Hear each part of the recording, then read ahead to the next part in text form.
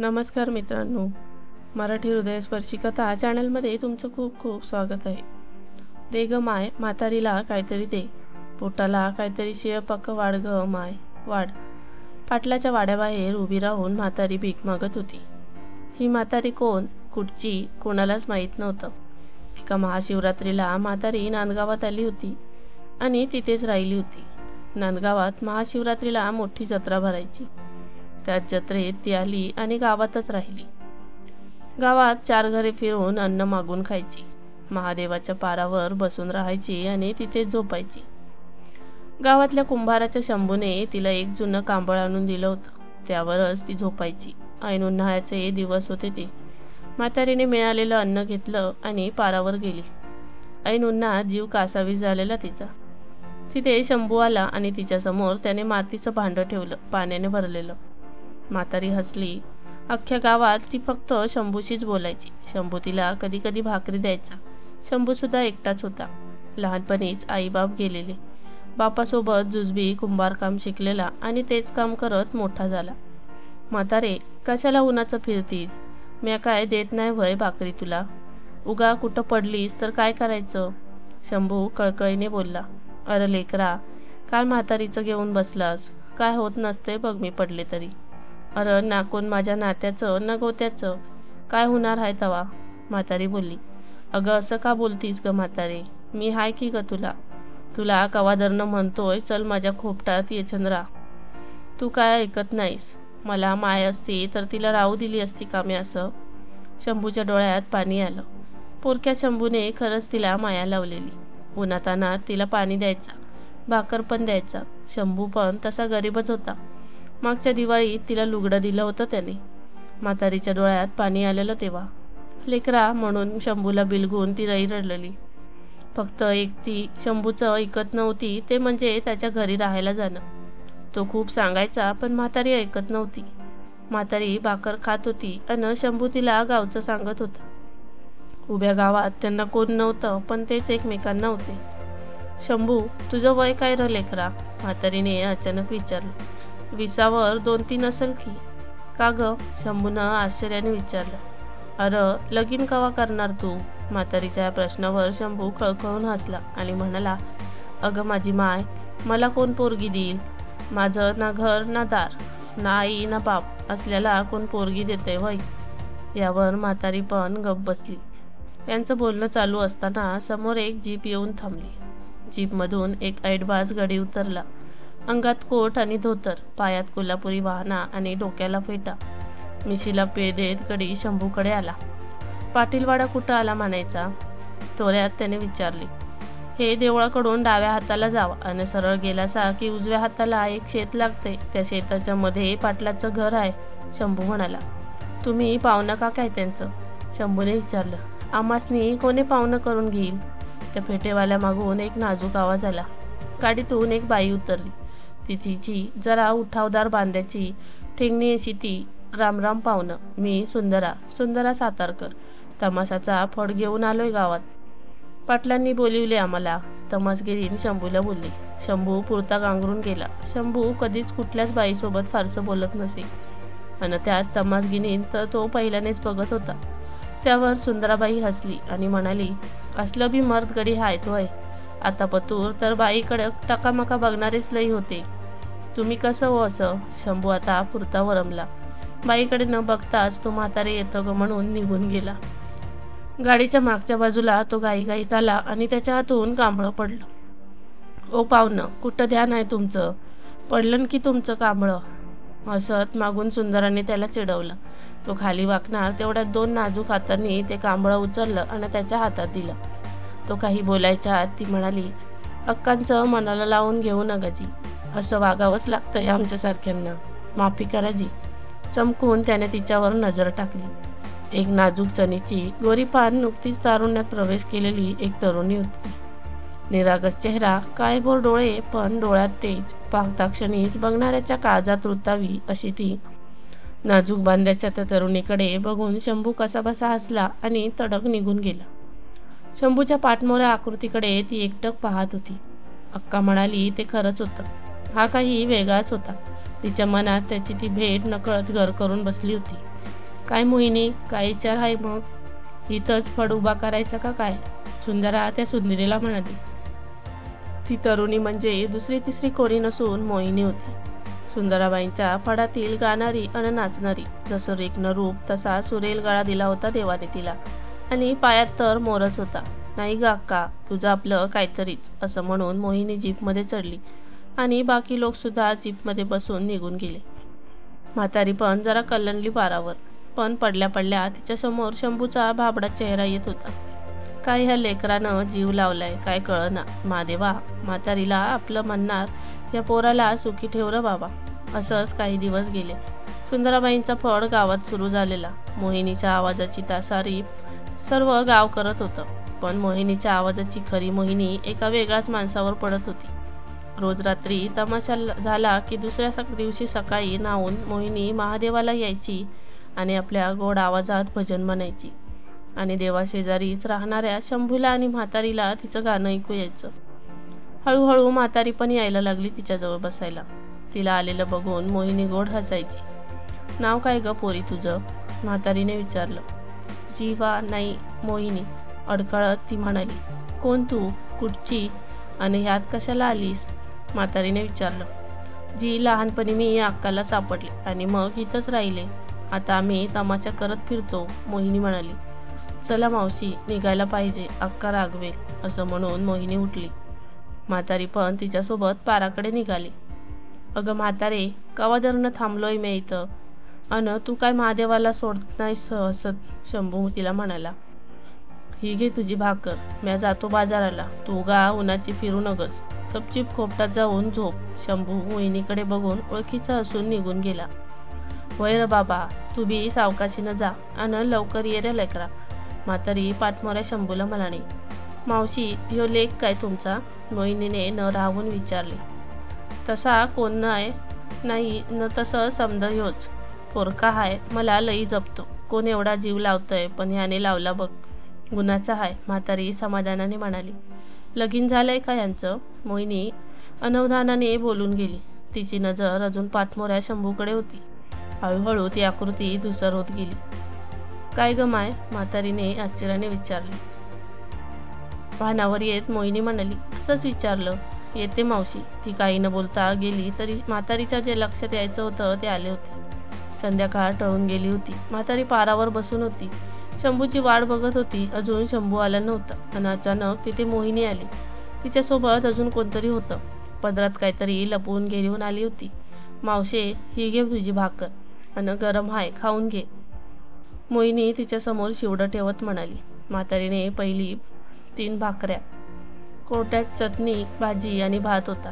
बया, तू का घेऊन आली ग? अन कुठं आणलं? म्हातारीने भरल्या डोळ्याने विचारलं. फडावर शिजवलेलं, पण कुणाला बोलू नगसा, अन असू दे, खा तू, मोहिनी इकडे तिकडे बघत बोलली. म्हातारीने आपली दोन्ही हाताची बोटं तिच्या गालावरून फिरवून आपल्या कानशिला जवळ नेत कडाकडा मोडली. मोहिनीचा आलाबाला घेतला. तिला काय बोलावं तेच कळेना. पण एवढ्या भाकऱ्या का ग? म्हातारीने आश्चर्याने विचारलं. ते आल्यावर त्यांना पण दे, आता कवा ते थापणार? मोहिनी नजर चोरत बोलली. तिलाच कळत नव्हते की एवढी घालमेल का होत होती तिची. इथं कवा आमच्यासाठी एक घास तरी ठेवला होता का कवा असा? तिच्यासोबत आलेल्या सुंदराने हसत तिला चिडवलं. तू गप ग, उगा काय तरी आपलं. मोहिनी चक्क लाजली. हा आता चला, नाहीतर अक्का काय सोडत नसते आज आपल्याला, सुंदरा म्हणाली. दोघी जणी म्हातारीचा निरोप घेऊन फडावर गेल्या. रात्री शंभू आल्यावर म्हातारीने त्याच्या हातात भाकरी ठेवली आणि काय घडलं ते सांगितलं. शंभू काहीही बोलला नाही, पण त्याच्या काळजात कुठंतरी खोलवर ही गोष्ट रुतून बसली. दुसऱ्या दिवशी सकाळी नदीवर आंघोळीसाठी शंभू निघाला. कालपासून मनात एक विचार घोळत होता की तिने का बरं भाकरी आणून द्यावी, अन म्हातारीसोबत मला पण का दिली असेल. या विचारात तो नदीवर पोचला सुद्धा. नदीत त्याने आंघोळ केली आणि ओल्या धोत्राने तो बाहेर आला आणि थबकला. काठावर मोहिनी आली होती कपडे धुवायला, आणि सोबत सुंदरा आणि एक बाप्या होता. आता आली का पंचायत, आता कसं जायचं? तेवढ्यात त्या बाप्याचं लक्ष शंभूकडे गेलं. काय पाहुणं, असं लागीरल्यागत का उभा व्हायचा? ते आपलं तेच, असं शंभू चाचरला. मोहिनीने त्याच्याकडे चमकून पाहिलं आणि त्या दोघांचीही नजरानजर झाली. ओळखीचं हसू मोहिनीच्या ओठांवर उमटलं आणि शंभूच्या सुद्धा. काय पाहुणं, कालचं जेवण जेवलासा का नाही? सुंदराने खट्टाळपणे विचारलं. तिच्या या प्रश्नावर मोहिनी लाजली आणि ओल्या अंगाने शंभूने तिथून काढता पाय घेतला. जाताना तो त्यांचं कोरडं धोतर तिथेच काठावर विसरून गेला. सुंदराच्या चाणाक्ष नजरेने ते हेरलं आणि मोहिनीला ती म्हणाली, अगं हे राहिलं की ग, जाते त्यांना. पण तो त्यांच्यासोबत आलेला पोपटमध्ये आला. त्याने ते धोतर घेतलं आणि तो गेला. मोहिनी हिरमुसली. आला मध्ये लगेच मेला. सुंदरा फिसकारली. जाऊ दे बाई, काय आता आपलं नशीब आणि आपण कशाला काय विचार पाहिजे. आणि आता जायचंच आहे इथून 2 दिवसांत. मान खाली घालून मोहिनी म्हणाली, तुझा जीव गमला का ग? इतके दिवस ओळखते तुला, एका पण गाड्याला भीक घालत नव्हतीस अन इथं यांच्यात कसा जीव गुंतला झालाय? सुंदराने विचारलं. बाई समोर असून पण न बघणारा खरा मर्द गडी हाय, मग का नाही जीव लागणार? मोहिनी बोलून गेली. काय होतंय का नाही कपडे धुवून? 4 लुगडी धुवाय एवढा वेळ? मागून अक्काचा जरबयुक्त आवाज आला आणि दोघी चाचरल्या. अक्काने काही ऐकलं असेल तर या विचाराने मोहिनीच्या काळजाचं पाणी झालं. कपडे भराभर आवरून ती पाण्यात खळबळायला आली. इकडे शंभूला आठवलं की आपलं धोतर तर नदीवर राहिलं. तो ते आणायला गेला. धुवायच्या काठावर त्याला फक्त सुंदरा आणि सुंदरा दिसली. कुठं गेली असेल ती? नकळत त्याला विचार आला आणि त्यालाच आश्चर्य वाटले. पायरीवर असलेले धोतर घ्यायला तो उतरत गेला तेव्हा त्याला ते मोहिनी दिसली. नकळत एक उर्मी त्याला नदी तीरावर घेऊन गेली. तीरावर तो तिच्यापासून थोडं लांब आणि थोडं दिसेल असा उभा राहिला. शंभू हळूच तिच्याकडे बघत होता, अगदी चोरून.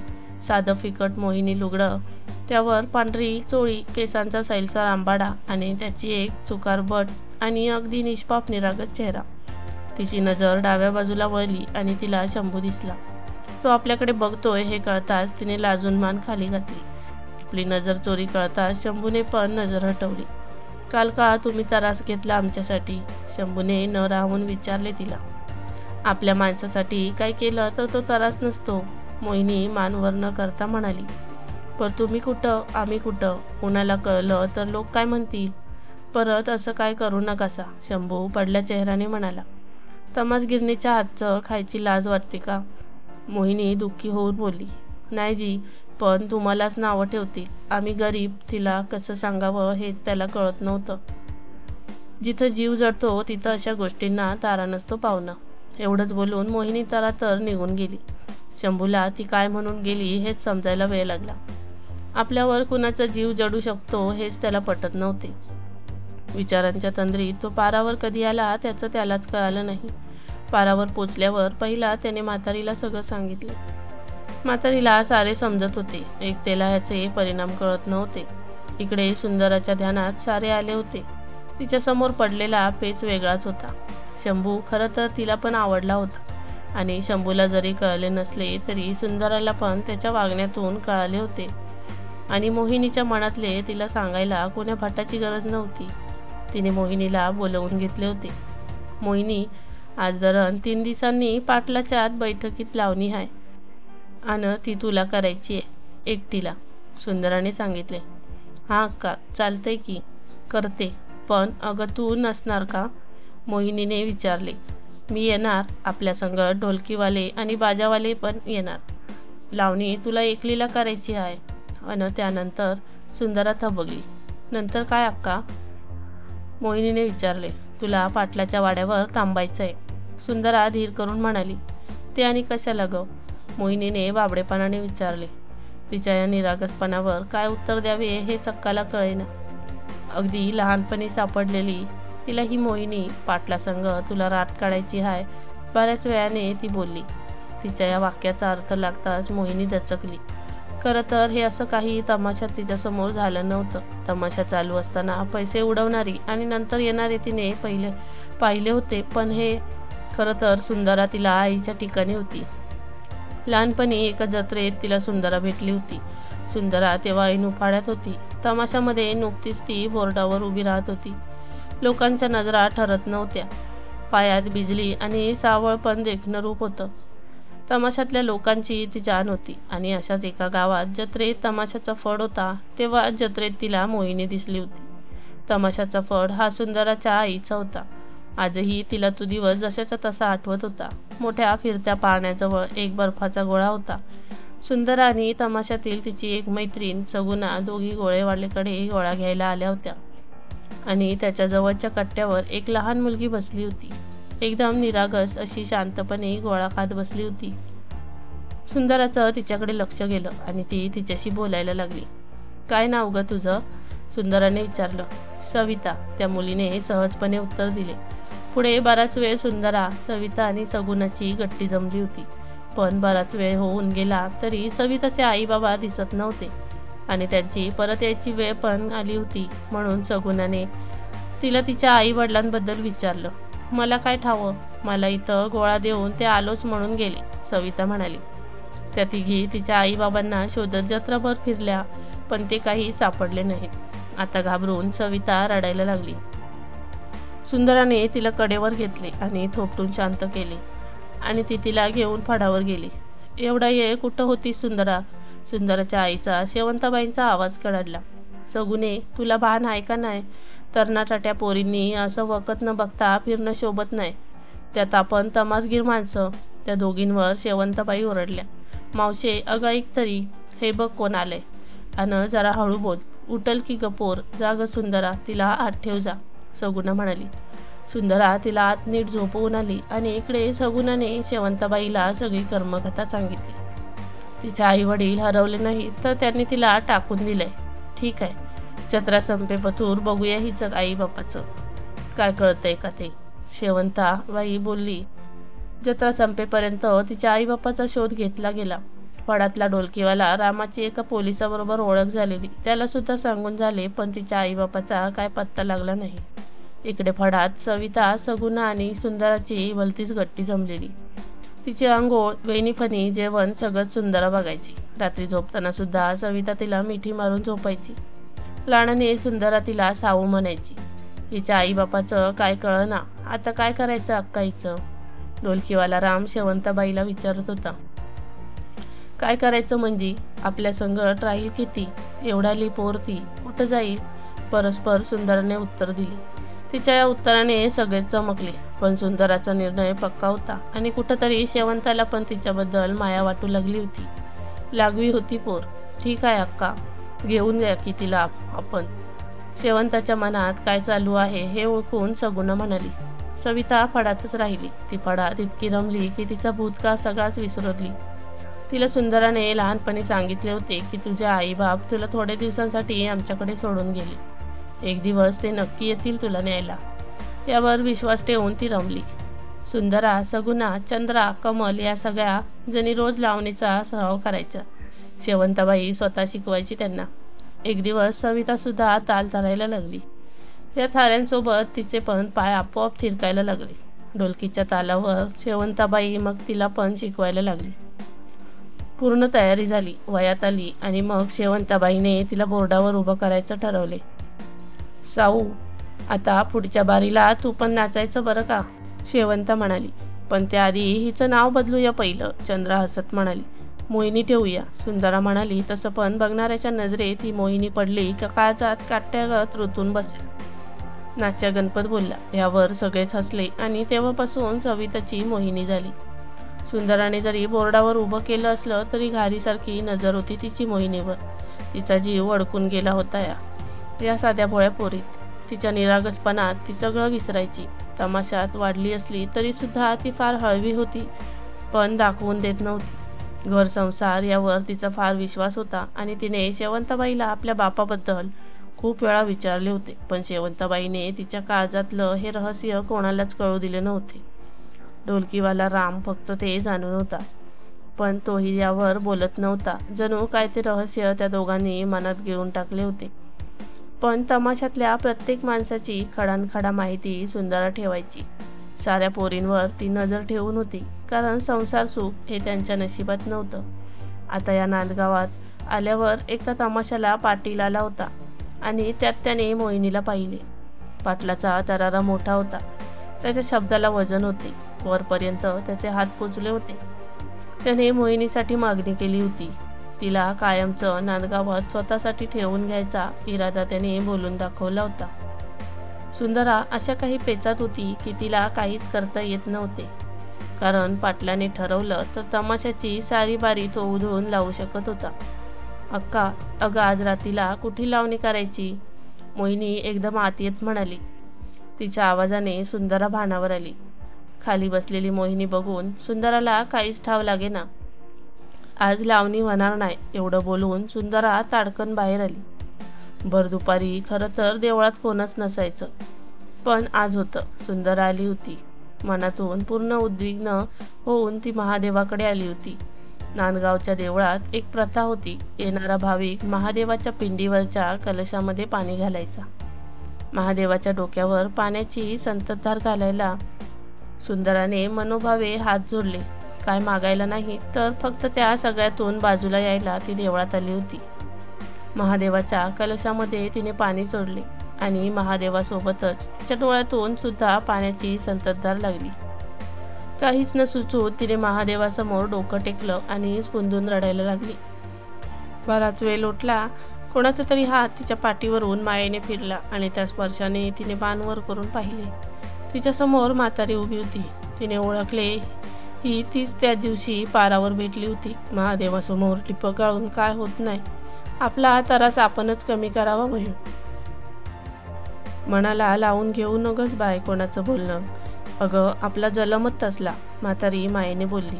तिला वाटत होतं गावात कोणीतरी काहीतरी बोललं असेल. तमाशातल्या माणसाला फार काय मान नव्हता.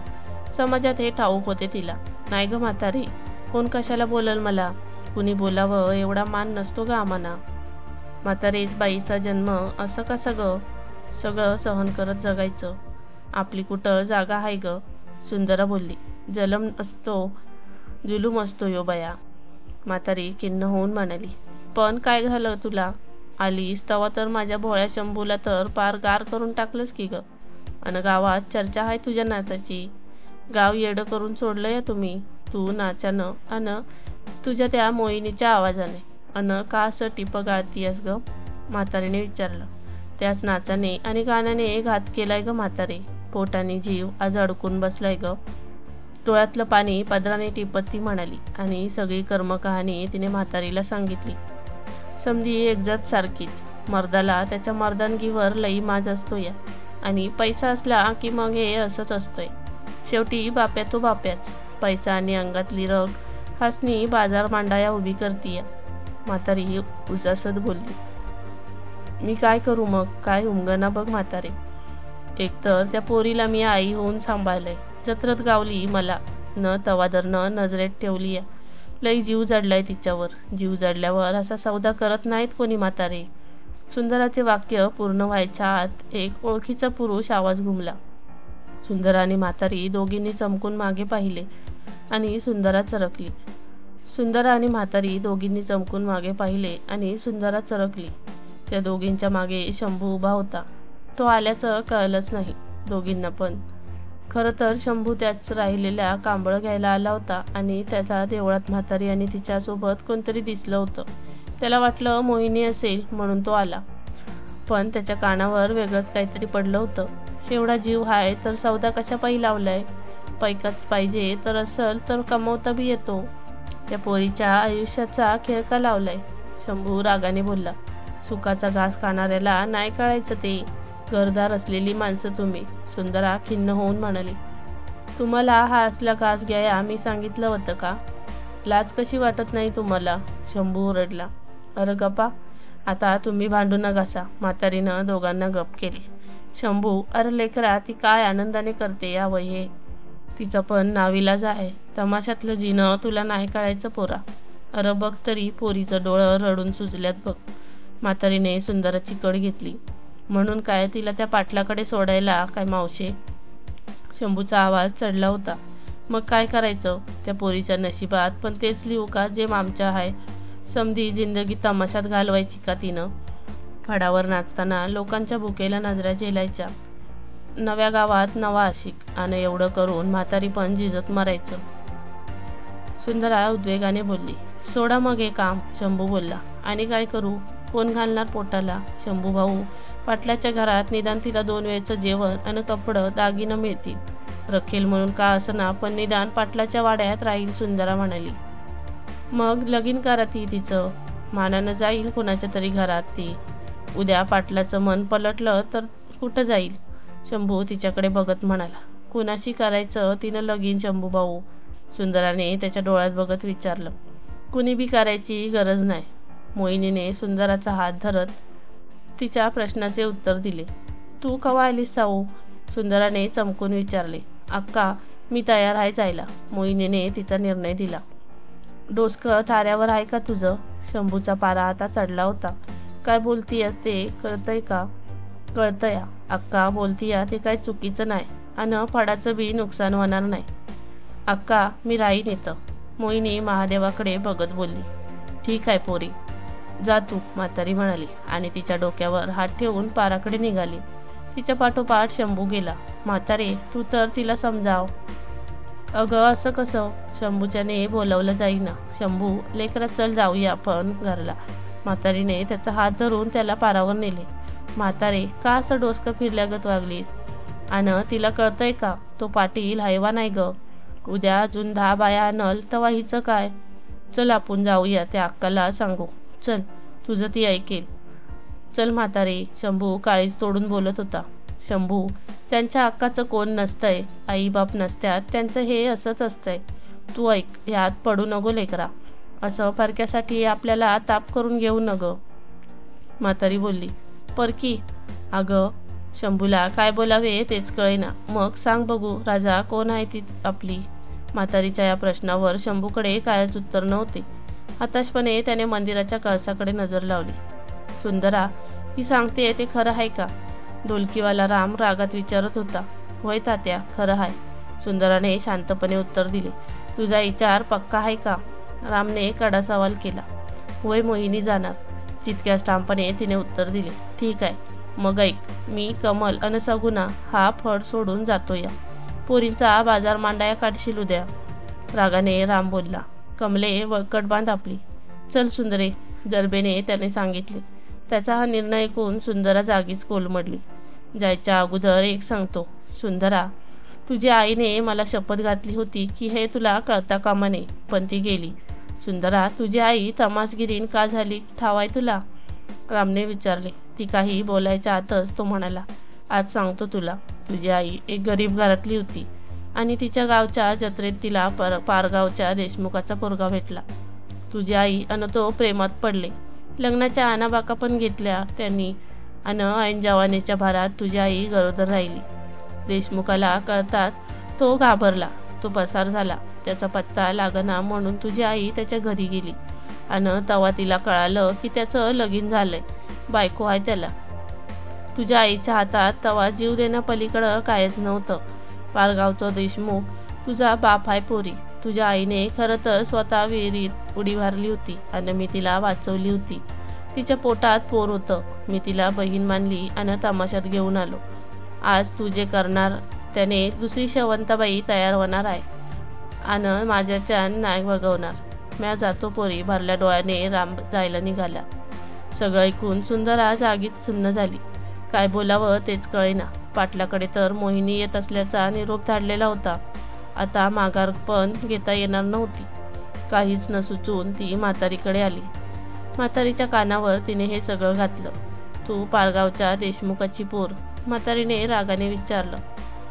होय, म्हणजे त्या दिवशी आलती ती बाई म्हणजे तुझी आई. म्हातारीला तो दिवस आठवला. खरं तर ती म्हातारी दुसरी तिसरी कोणी नसून पारगावच्या देशमुखाची पहिली बायको. देशमुख बायकांचा शौकीन होता. त्याने 2 लग्न केली होती आणि बऱ्याच बायका ठेवल्या होत्या. पहिलीला मूल होत नव्हते म्हणून दुसरी केली आणि मग काही वर्षे गेल्यावर म्हातारीने तो वाडा सोडला होता. देशमुखाच्या बाहेरख्यालीपणाला कंटाळून त्याला 2 बायका सोडून गेल्या होत्या. काय सांगतीयस मावशे? हतबुद्ध होऊन सुंदरा तिच्याकडे बघत राहिली. चल पोरी, आपण मोहिनीला इथून बाहेर काढू. चल, म्हातारी उठत म्हणाली. त्या दोघी फडाकडे निघाल्या, पण त्यांना माहीत नव्हते फडावर काय चालू आहे. फडावर शंभू आला होता. मोहिनी शून्यात हरवली होती. मोहिनी, चल इथून जाऊया आपण. उठ, शंभू तडक म्हणाला. तुम्ही इथं कवा आलासा? चमकून मोहिनी म्हणाली. तुम्ही जावाजी, रात व्हायला आली. पाटलाची माणसं येतच असत्याल. कोणी पाहिलं मोहिनी इकडे तिकडे बघत म्हणाली, वय त्याआधी जायचं हाय, तू चल. असं म्हणत शंभूने तिचा हात धरला आणि तो तिला ओढू लागला.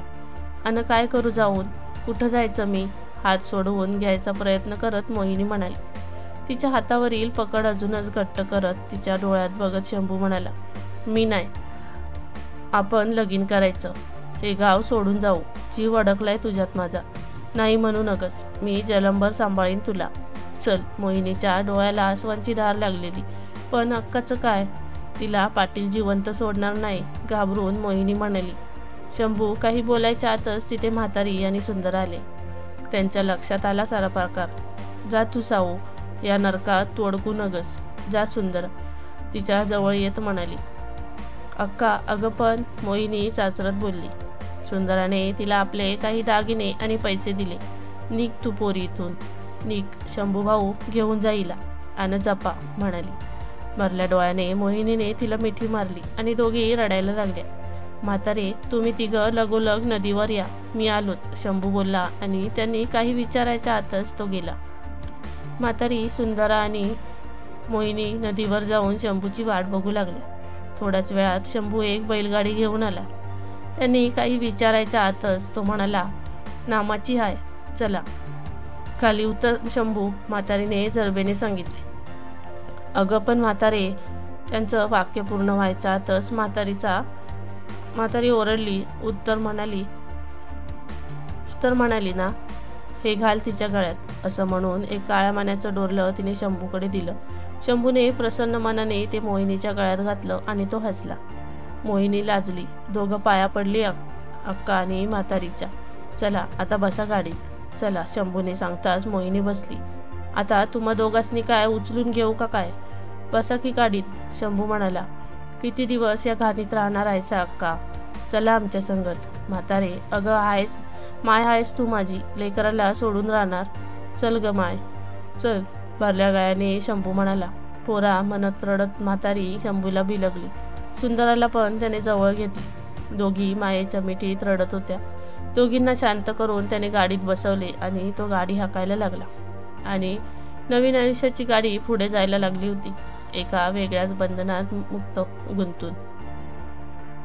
मित्रांनो, स्टोरी आवडली असेल तर व्हिडिओला एक लाईक आणि कमेंट नक्की करा आणि अशाच नवीन हृदयस्पर्शी कथा वाचण्यासाठी आणि ऐकण्यासाठी आपल्या चॅनलला सबस्क्राईब करायला विसरू नका. धन्यवाद.